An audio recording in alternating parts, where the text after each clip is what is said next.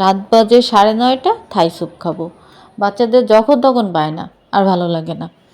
তো যাই হোক, কি আর করার, নাহলে ব্ল্যাকমেল করে যে রাতে না খেয়ে থাকবো, খাবো না। আর এখানে আমি একটা ডিমের কুসুম নিচ্ছি, আর কাঁচামরিচ ফালি, আদা কুচি, আর 1 চামচ কর্নফ্লাওয়ার, 4টা চিংড়ি মাছ, 4 পিস চিংড়ি মাছ, আর 50 গ্রামের মতো চিকেন নিছি। নিয়ে এটাকে ভালো করে ম্যারিনেট করে নিছি। ম্যারিনেট করে আমি এক সাইডে রেখে দিয়ে চুলায় আমি গরম পানি দিছি, আপনার 1.5 কাপের মতো গরম পানি। আর এখানে পরিমাণ মতো লবণ আর 1 চামচ চিনি, টেস্টি সল্ট 1 চামচ। এরপর আমি বাসায় কিন্তু টমেটো সস নাই তেমন, সামান্য একটু ছিল, ওইটাই দিছি। টমেটো সস 2 চামচের মতো ছিল, তাই দিছি। আর এখানে আপনার টমেটো সস কিন্তু আর একটু বেশি লাগে। আর এখানে আমি 1 চামচের মতো সয়া সস দিয়ে নিছি, যেহেতু আমার চিলি সসটা নাই, এর জন্য আর কি আর করার। সসটা থাই স্যুপে কিন্তু আপনার একটু বেশি হলে ভালো টেস্ট আসে। আর আমার থাই পাতাও নাই, থাই আদাও নাই, থাই পাতার বদলে আমি কিন্তু আমার বাসায় পুদিনা পাতা ছিল, আমি এখানে কিছু পুদিনা পাতা দিয়ে দিছি। বারবিকিউ সসটা দিছি 1 চামচের মতো। টেস্টটা কিন্তু একদম মানে রেস্টুরেন্টের মতো টেস্ট আসছে। আমার যদি টেস্টটা ভালো না আসতো আমি আপনাদের সাথে শেয়ার করতাম না।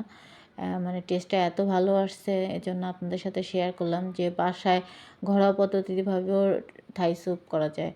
মানে আপনার বাসায় যা থাকবে ওটা দিয়েও আপনি থাই স্যুপ করে বাচ্চাদের দিতে পারেন।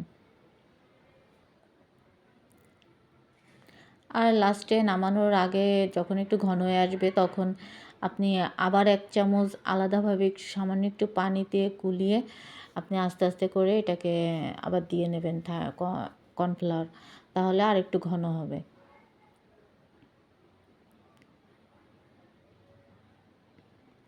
মানে একদম থাই স্যুপের একটা ফ্লেভার, সব কিছুই থাই স্যুপের মতো ছিল, মানে এত টেস্ট ভালো আসছে।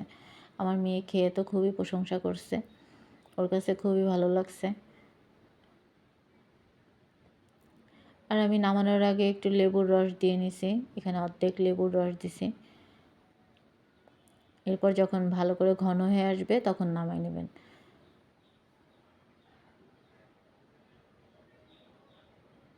ফাইনালি দেখেন আমার স্যুপ কিন্তু রেডি, আমি এখন এটাকে পরিবেশন করব।